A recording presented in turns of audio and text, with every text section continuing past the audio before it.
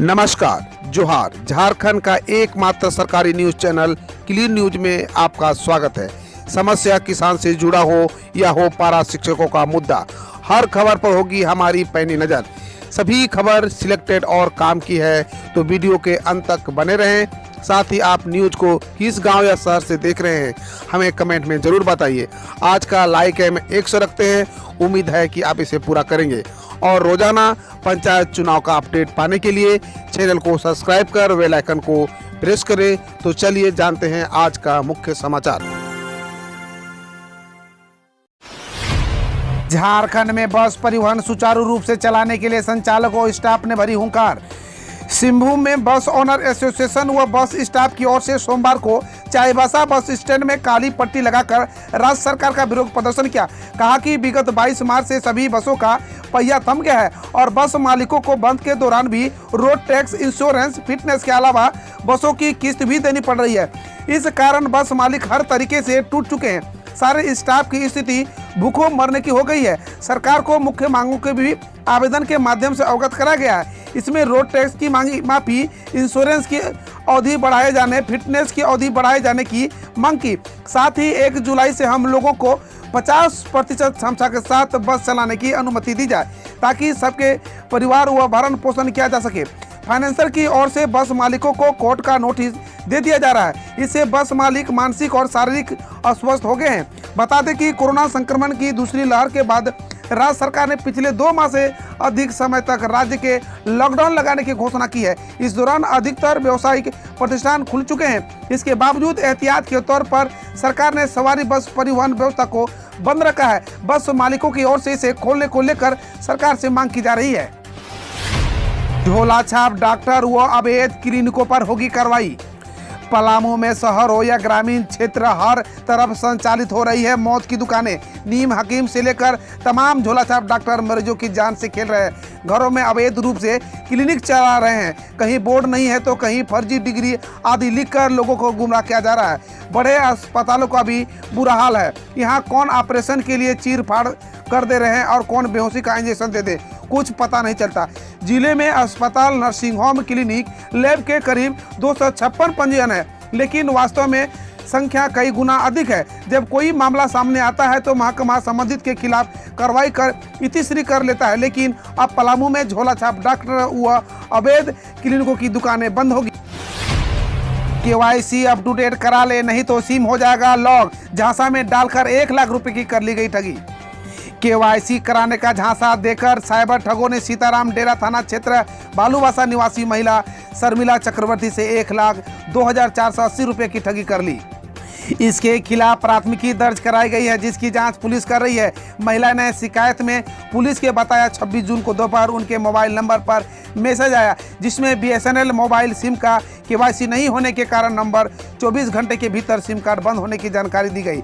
Number चालू रखने के लिए कस्टमर केयर के नंबर फ़ोन करें। उसी नंबर दिए गए एक मोबाइल नंबर से मोबाइल नंबर 6295518332 और 6202253785 पर फ़ोन कॉल किए तो फ़ोन रिसीव करने वाले ने खुद को BSNL का पदाधिकारी बताया। 24 घंटे के मोबाइल बंद होने की जानकारी दी। KYC कराने को कहा। इसके लिए गूगल प्ले स्टोर से team viewer click spot app download करने को कहा। इसे बाद में 10 रुपये का पेमेंट डेबिट कार्ड में पेमेंट करने को कहा। कहने के अनुसार उन्होंने ऐसा ही किया।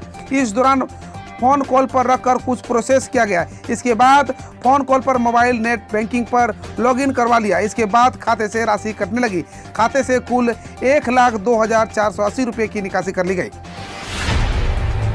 झारखंड में तस्करी के खिलाफ पुलिस को मिली सफलता। 22 क्विंटल से अधिक डोडा जब्त। राजस्थान के 2 तस्कर समेत 6 गिरफ्तार। झारखंड की चतरा पुलिस ने चतरा हंटरगंज पथ यादव होटल के समीप एक 10 चक्का ट्रक से 22 क्विंटल 93 किलो डोडा बरामद किया है। स्कॉट कर रही स्कॉर्पियो को भी पकड़ लिया है। इसके साथ ही 6 तस्करों को गिरफ्तार किया गया है। इसमें राजस्थान के 2 तस्कर शामिल है। यह जानकारी SDPO अविनाश कुमार ने सोमवार को सदर थाना परिसर से प्रेस वार्ता में कर दी। राज्य सरकार को केंद्र की 2 टूक, हम स्टॉक नहीं, वैक्सीनेशन पर देंगे ध्यान। जरूरत के मुताबिक वैक्सीन मुहैया कराए केंद्र।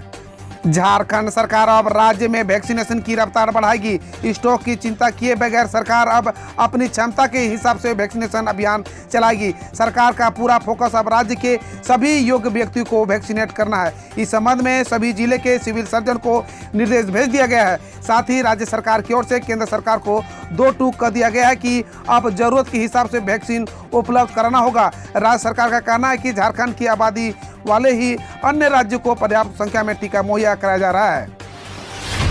मामला स्कूल फीस का, उपायुक्त ने वापस लिया आदेश। शिक्षा विभाग से मार्गदर्शन का इंतजार। उपायुक्त छवि रंजन ने अपने उस आदेश को वापस लिया है जिसमें उन्होंने कहा था कि निजी स्कूल केवल ट्यूशन फीस लेंगे, वे किसी अन्य मद में न तो फीस लेंगे और न ही फीस को बढ़ोतरी करेंगे।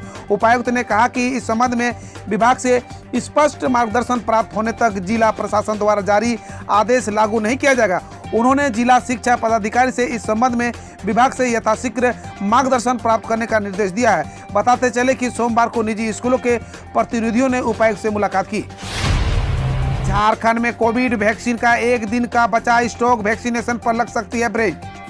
कोरोना से बचाव के लिए वैक्सीनेशन को तेज करने के आदेश दिया गया है, लेकिन झारखंड में वैक्सीन का स्टॉक अब खत्म होने को है। जिलों में अब कोविड वैक्सीन का 1 दिन का ही स्टॉक बचा है, जिसे कभी भी वैक्सीनेशन पर ब्रेक लग सकती है, जिससे लोगों को काफ़ी परेशानी का सामना करना पड़ेगा। बताते चले कि झारखंड में 2 करोड़ 40 लाख लोगों को वैक्सीन लगाने का टारगेट रखा गया है। झारखंड से एक बड़ी खबर, झारखंड में कोरोना की तीसरी लहर में 7,17,000 बच्चे हो सकते हैं संक्रमित। इंपोर्ट कमेटी ने सौंपी सरकार को रिपोर्ट। कोरोना की तीसरी लहर के दौरान झारखंड के 7,17,484 बच्चे संक्रमित हो सकते हैं। यह बात कोरोना की तीसरी लहर के अनुमान व रोकथाम को लेकर सरकार की ओर से गठित इंपावर्ड कमेटी ने अपनी रिपोर्ट में कही है। कमेटी ने राज्य सरकार को रिपोर्ट सौंप दी है। भारतीय जनता पार्टी ने जनजातीय सलाहकार परिषद का किया बहिष्कार।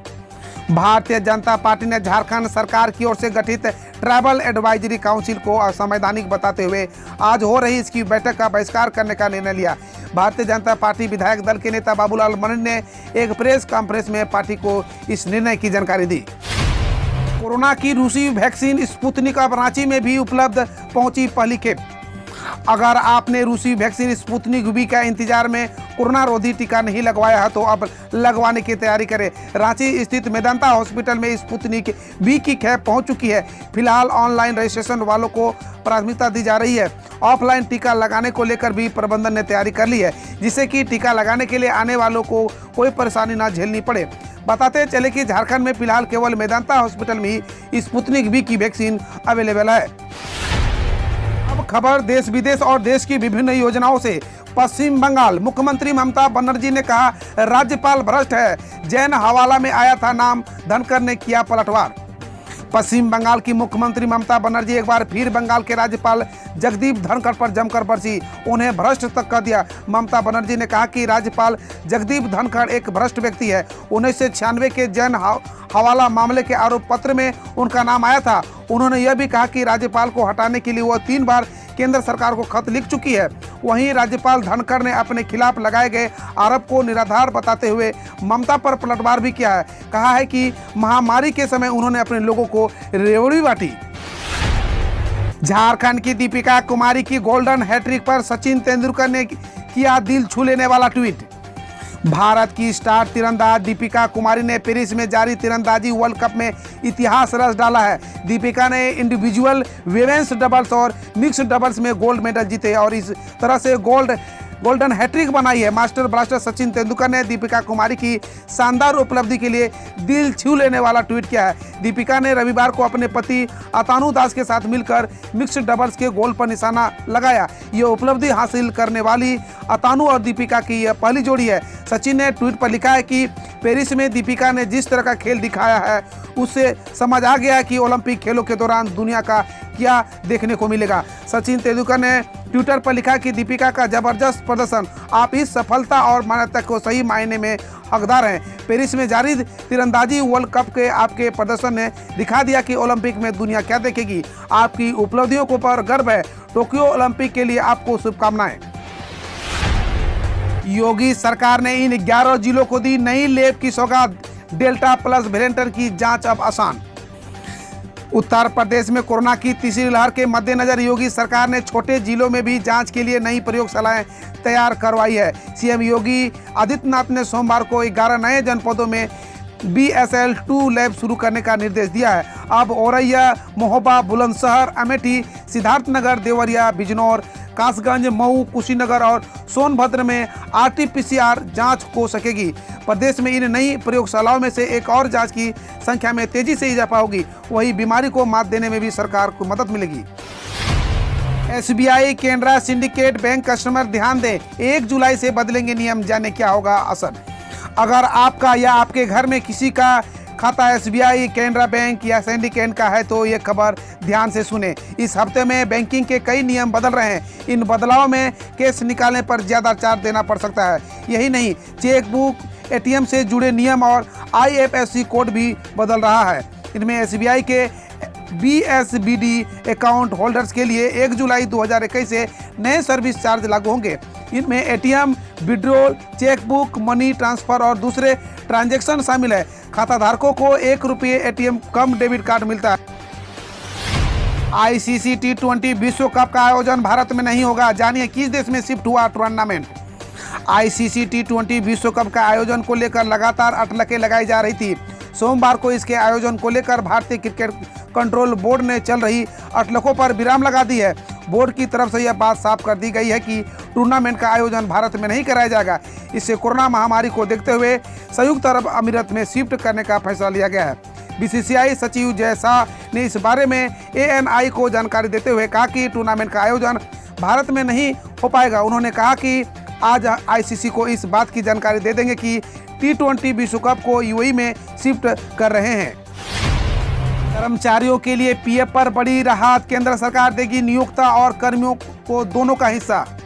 केंद्र सरकार ने सोमवार को बड़े ऐलान किया है। केंद्रीय वित्त मंत्री निर्मला सीतारमण ने कहा, आत्मनिर्भर भारत रोजगार योजना को 30 जून 2021 से 31 मार्च 2022 तक बढ़ाया जा रहा है। इस योजना के तहत 1000 कर्मचारियों वाली कंपनियों में PF का नियोक्ता और कर्मचारी दोनों का हिस्सा केंद्र सरकार भरेगी।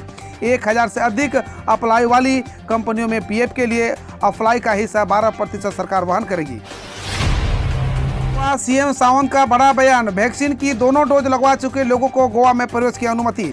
गोवा के मुख्यमंत्री प्रमोद सावंत ने सोमवार को कहा कि कोविड-19 वैक्सीन की दोनों डोज लगवा चुके लोगों को राज्य में प्रवेश की अनुमति दी जाएगी।